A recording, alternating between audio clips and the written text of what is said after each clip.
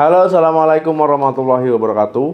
Ya, ketika kita mengalami nyeri leher ya ataupun bagian pundak, ini sering dikaitkan dengan kolesterol. Jadi banyak orang mengatakan kalau seandainya nyeri leher, ya nyeri di pundak, sakit di pundak, wah ini sepertinya kolesterol saya lagi naik nih. Ya kolesterol saya lagi tinggi. Ya jadi semuanya selalu dikaitkan dengan kolesterol. Ya padahal itu bisa saja ya nyeri leher ataupun pundak itu disebabkan oleh sebab lain. Jadi simak video ini. Nyeri leher jangan hanya dikaitkan ke kolesterol saja, selalu kolesterol saja. Ya dikit-dikit nyeri leher kolesterol, dikit-dikit ya bagian pundak gak nyaman berat kolesterol ya. Padahal ini bisa jadi ya masalah medis lainnya. Nah kemudian ya nyeri leher ini ada beberapa jenis ya nyeri leher aksial. Nah, jadi artinya ini rasa nyeri yang sebagian besar hanya terasa di bagian leher. Nah, kemudian nyeri leher radikular. Nah, artinya nyeri lehernya ini menjalar ya dari leher ya ke area bahu misalkan ya ataupun pundak ataupun sampai ke lengan.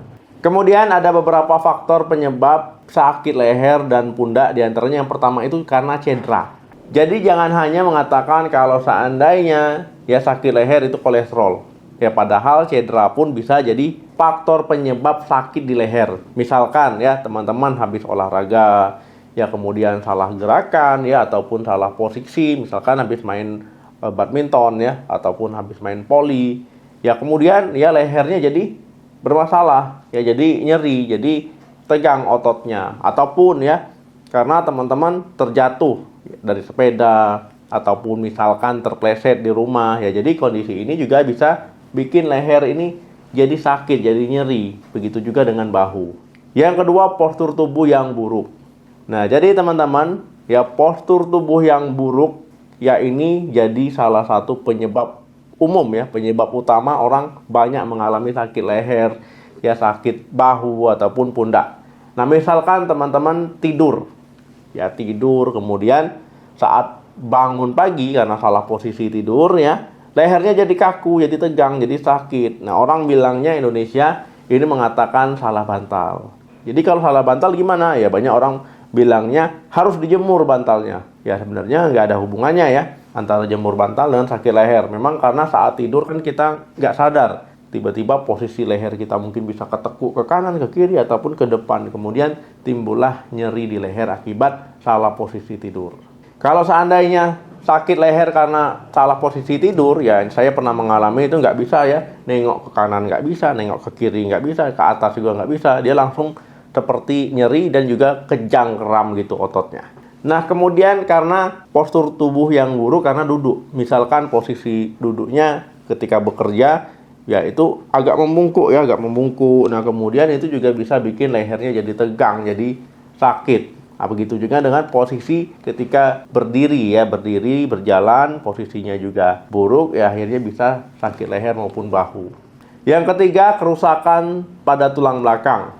Nah, misalkan teman-teman ya kerusakan pada tulang belakang, ini bisa saja ya masalah pada tulangnya ataupun pada saraf di tulang belakang. Nah, misalkan teman-teman duduk ya ataupun postur tubuh yang buruk, entah itu duduk, entah itu berdiri ataupun karena cedera, ya kemudian postur tubuh tadi ya yang buruk itu dalam jangka waktu yang lama kemudian menyebabkan masalah ini. Bisa nyerinya meluas dari leher ya sampai ke pundak, sampai bahkan ke area punggung, itu bisa saja. Nah kemudian kerusakan juga bisa terjadi misalkan karena masalah pada tulangnya ya, peradangan pada tulangnya ya, kemudian misalkan pengapuran, ya itu bisa juga ya bikin ya leher itu jadi sakit ataupun bahu juga ikut sakit. Nah yang keempat itu stres. Ya, stres ini menjadi penyebab kebanyakan masalah kesehatan. Memang pikiran yang baik, pikiran yang tenang, pikiran yang jernih, yang sejuk, ya itu sangat penting ya untuk kesehatan tubuh kita, supaya kinerja tubuh kita bisa bekerja dengan baik, supaya tubuh kita itu hormon-hormon yang merugikan itu tidak muncul ya. Nah, stres ini bisa menyebabkan otot-otot tubuh jadi tegang ya, termasuk otot leher, otot kepala ya, otot pundak, misalkan ya penyakit tension headache. Nah, jadi ini tegang dia, tegang ya, kemudian timbullah sakit kepala, bisa juga sampai ke leher ya. Kemudian juga timbullah rasa yang tidak nyaman ataupun nyeri ya karena ketegangan tadi. Yang kelima, penuaan.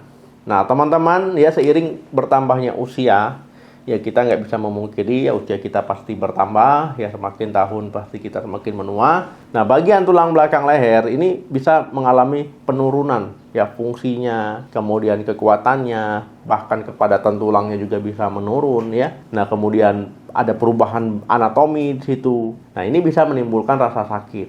Misalkan ya osteoartritis, yaitu peradangan pada sendi ya. Kemudian adanya penyempitan ya pada saraf, penekanan akibat tulang, ya itu bisa timbul rasa nyeri ataupun sakit. Nah, jadi seiring berjalannya waktu, ya tekanan tadi ya, dan juga gesekan yang berulang-ulang, ya itu bisa menimbulkan ya masalah kesehatan ini. Nah, kemudian ya posisi tulang, ya itu bisa saja berubah ya melemah baik ototnya, ya kemudian akhirnya menyebabkan adanya jepitan saraf di situ.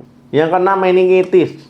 Jadi meningitis ini adalah peradangan pada jaringan tipis yang mengelilingi otak dan juga sumsum tulang belakang ataupun peradangan pada lapisan meningen. Nah, jadi orang yang menderita meningitis ya mungkin akan mengalami gejala lehernya kaku, kepalanya sakit, bisa mual, muntah, ya sensitif terhadap cahaya, bahkan bisa disertai dengan demam. Nah, orang yang mengalami meningitis, ini lehernya itu kalau ditekuk itu bisa nyeri ya, kemudian bisa kaku. Dia nggak bisa full ya, lehernya itu, dagunya itu menyentuh bagian dada. Nah, itu biasanya ada tahanan ya, karena memang ada peradangan di situ. Yang ketujuh, serangan jantung. Nah, jadi teman-teman ya, sakit leher dan bahu ini juga bisa menjadi gejala serangan jantung. Nah, tapi biasanya kalau serangan jantung ya nyeri dada, ya tembus ke punggung, ya nyerinya bisa seperti terhimpit, ya menjalar ke leher, bahkan bisa menjalar sampai ke tangan. Nah, gejalanya ya bisa saja ya teman-teman nanti disertai dengan keringat, ya keringat sampai keringat jagung gitu ya, keringatnya banyak, keringatnya besar-besar, kemudian bisa sampai dingin, bisa mual, bisa muntah ya. Nah, jadi ini termasuk kondisi yang gawat darurat ya, kondisi yang emergensi. Nah, kemudian kita masuk ke solusinya. Gimana cara mengatasinya dok sakit leher dan pundak tadi? Ya tentu penanganannya itu tergantung ya, disesuaikan dengan penyebab. Ya jadi kalau beda penyebab, beda pula ya kita menanganinya. Nah, misalkan kalau sakit jantung tadi, serangan jantung, tentu harus segera dibawa ke UGD ya. Nah, supaya bisa ditangani dengan baik. Kalau seandainya nggak dibawa ke UGD, didiamkan di rumah ya bahaya, bisa meninggal ya. Ya tentu ini juga akan dilakukan pemeriksaan ya, kemudian diberikan obat-obat ya untuk melegakan pembuluh darah jantung ya, yang ada yang menyumbat itu ya dibersihkan ya. Ya, jadi kalau seandainya meningitis ini kan peradangan pada meningen tadi ya. Nah, ini tentu ya penanganannya harus dibawa ke dokter juga. Ya kan dilakukan pemeriksaan lengkap ya, diketahui penyebabnya apa kira-kira. Apakah bakteri, virus ataupun penyebab lainnya. Nah, kemudian kalau seandainya sakit leher ataupun bahu secara umum ya bisa dilakukan langkah-langkah istirahat ya, istirahat yang cukup, hindari aktivitas yang berat ataupun posisi-posisi yang bertambah nyeri ya, posisi-posisi yang bikin nyeri ya itu dihindari. Kalau olahraga itu pemanasan, pendinginan itu penting ya, supaya otot-otot ini siap ya untuk bekerja. Misalkan teman-teman mau olahraga, pemanasan dulu, setelah olahraga pendinginan. Ya jangan langsung ya pakai baju, pakai sepatu, langsung olahraga, jangan bahaya. Yang ketiga itu peregangan otot. Nah, kemudian peregangan ini penting ya, supaya otot itu lebih fleksibel ya, ataupun lebih lentur. Kemudian mengurangi ketegangan. Nah, jadi biar nggak tegang ketika teman-teman mau olahraga, ya ini ototnya nggak tegang. Ataupun ketika teman-teman bangun tidur, ya lakukan peregangan dulu, supaya nanti setelah turun dari tempat tidur, ya itu nggak salah posisi ataupun salah cedera otot. Kemudian dipijat. Nah, pijat ini ya mungkin teman-teman sudah tahu ya. Ingat ya, dipijatnya ini jangan berlebihan. Pijatnya lembut ya, mungkin bisa diolesi sama balsem ya, sama ya bahan-bahan herbal lainnya ya, supaya lebih hangat misalkan teman-teman. Lebih reda, lebih enak gitu ya. Nah, ini tujuannya supaya membantu mengurangi ketegangan, ya meningkatkan sirkulasi, melancarkan sirkulasi. Nah, kompres dingin juga. Nah, kompres dingin ini bisa dilakukan ya di area yang nyeri. Tujuannya untuk meredakan ketegangan dan juga mengurangi peradangan ya kalau seandainya ada peradangan. Nah, kemudian perbaiki postur, baik postur duduk, postur berdiri itu juga harus dibenerin ya, jangan sampai salah posturnya, karena postur ya tubuh yang buruk itu bikin nyeri ya, baik bahu maupun leher. Nah, kemudian ya teman-teman ya bisa olahraga teratur ya, latihan kekuatan misalkan untuk otot-ototnya supaya otot-ototnya itu tidak lemah ya, ada sedikit peningkatan. Ya dengan begitu resiko cedera bisa berkurang. Nah yang terakhir ya teman-teman, boleh mengkonsumsi obat tapi jangan dalam jangka waktu yang lama. Misalkan ya paracetamol ya 3 kali 500 mg. Nah kemudian kalau seandainya nggak membaik juga gimana? Ya perlu konsultasi ke dokter ya untuk dilakukan pemeriksaan dan pemberian terapi yang sesuai dengan kondisi teman-teman. Oke teman-teman, itu tadi ya penyebab nyeri dan juga solusinya ya, bagian leher, bagian bahu ataupun bagian pundak ya. Semoga bermanfaat. Terima kasih yang sudah nonton video sampai habis. Jangan lupa di like, di share ya. Sampai ketemu lagi, salam sehat, sampai jumpa.